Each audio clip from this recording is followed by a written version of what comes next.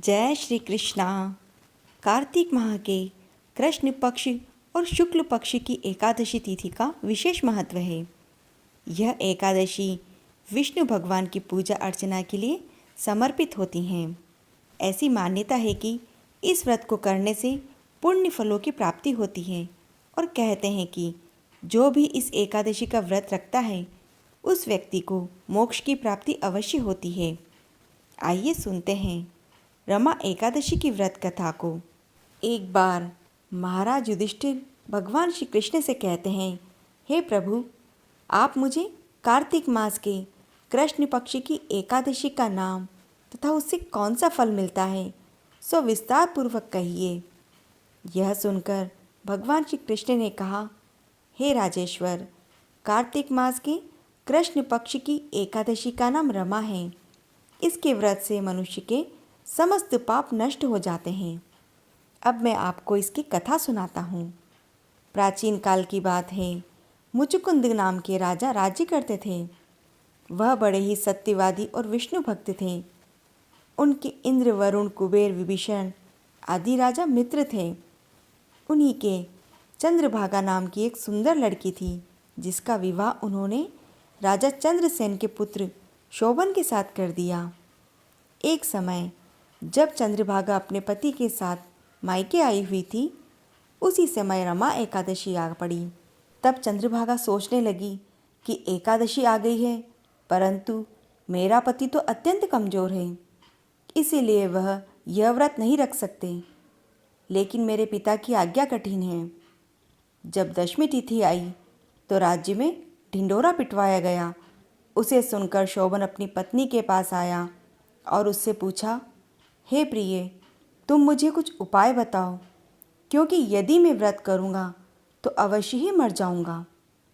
इस पर चंद्रभागा बोली कि प्राणनाथ, मेरे पिता के राज्य में एकादशी के दिन कोई भोजन नहीं करता। यहाँ तक कि हाथी, घोड़ा, ऊँट आदि अन्न जल भी ग्रहण नहीं करते। फिर पुरुष भोजन कैसे कर सकते हैं? यदि आप भोजन करना चाहते हैं तो कहीं दूर चले जाइए, क्योंकि आप यहीं पर रहोगे तो आपको व्रत अवश्य ही करना पड़ेगा। इस पर शोभन बोला, प्रिय, तुम्हारा कहना बिल्कुल सही है। मैं व्रत अवश्य करूँगा, क्योंकि मेरे भाग्य में जो लिखा है वह तो होकर ही रहेगा। ऐसा विचार करके उसने एकादशी का व्रत किया तो वह भूख प्यास से पीड़ित होने लगा।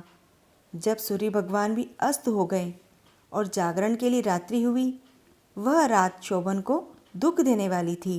दूसरे दिन प्रातःकाल से पहले ही वह संसार से चल बसा।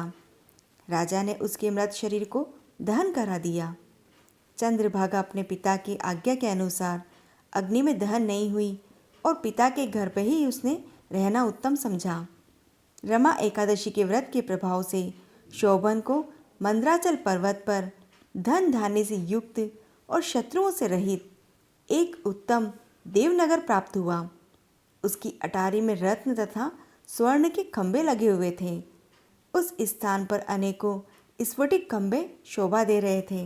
वहाँ पर स्वर्ण तथा मणियों के सिंहासन पर वस्त्र आभूषणों से युक्त एक पुरुष बैठा हुआ था और गंधर्व तथा अप्सराएं उसकी स्तुति कर रहे थे। उस समय राजा शोभन दूसरा इंद्र प्रतीत हो रहा था। एक समय की बात है, मुचुकुंद नगर में रहने वाला एक शोभ शर्मा नाम का ब्राह्मण तीर्थ यात्रा के लिए निकला। उसने घूमते घूमते देखा तो अपने राजा का जमाई जानकर उसके निकट गया। राजा शोभन ब्राह्मण को देखकर अपने आसन से उठ खड़ा हुआ और अपने ससुर तथा स्त्री चंद्रभागा की कुशलता पूछने लगा।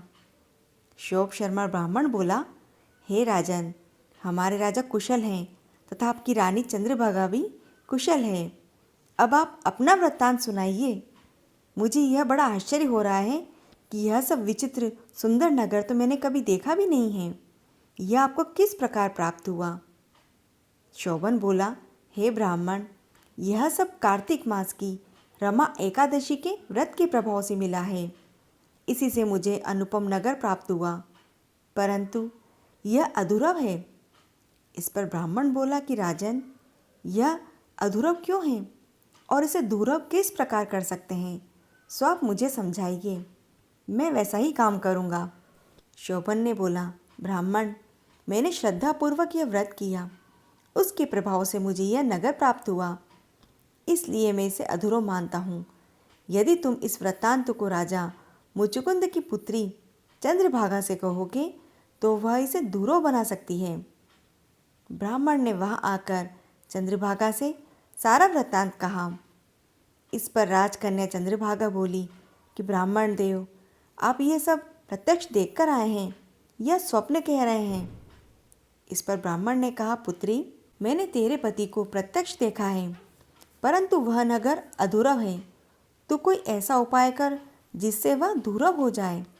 इस पर चंद्रभागा बोली, हे महाराज, आप मुझे उस नगर में ले चलिए, मैं अपने पति को देखना चाहती हूँ। अपने व्रत के प्रभाव से मैं उस नगर को दूरव बना लूँगी। चंद्रभागा के वचन को सुनकर शोभ शर्मा ब्राह्मण उसको मंदराचल पर्वत के पास वामदेव आश्रम की ओर ले गए। वामदेव ने उसकी कथा को सुनकर चंद्रभागा का मंत्रों से अभिषेक किया और चंद्रभागा मंत्रों व व्रत के प्रभाव से दिव्य देह धारण करके पति के पास चली गई। शोभन ने अपनी स्त्री चंद्रभागा को देखा तो प्रसन्नतापूर्वक अपने बाएं अंग में बैठाया। चंद्रभागा बोली, हे प्राणनाथ, अब आप मेरे पुण्य को सुनिए। जब मैं अपने पिता के घर 8 साल की थी, तब से ही मैं यथाविधि एकादशी का व्रत कर रही हूँ। उन्हीं पुण्यों के प्रभाव से आपका यह नगर दूरव हो जाएगा और समस्त कर्मों से युक्त होकर प्रलय के अंत तक रहेगा। चंद्रभागा दिव्य रूप धारण करके तथा दिव्य आभूषणों और वस्त्रों से सजकर अपने पति के साथ आनंद पूर्वक रहने लगी और शोभन भी उसी के साथ आनंद से रहने लगा। भगवान श्री कृष्ण कहते हैं, हे राजन, यह मैंने रमा एकादशी का महात्म्य कहा है। जो मनुष्य इस एकादशी के व्रत को करते हैं, उनके समस्त ब्रह्म हत्या आदि पाप नष्ट हो जाते हैं। जो मनुष्य इसके महात्म्य को सुनते हैं, वह अंत समय विष्णु लोक को जाते हैं। इसी प्रकार की अन्य एकादशी कथाओं का आनंद लेने के लिए आप इस चैनल को सब्सक्राइब जरूर करें और इस कथा को लाइक व शेयर करें। जय श्री कृष्णा।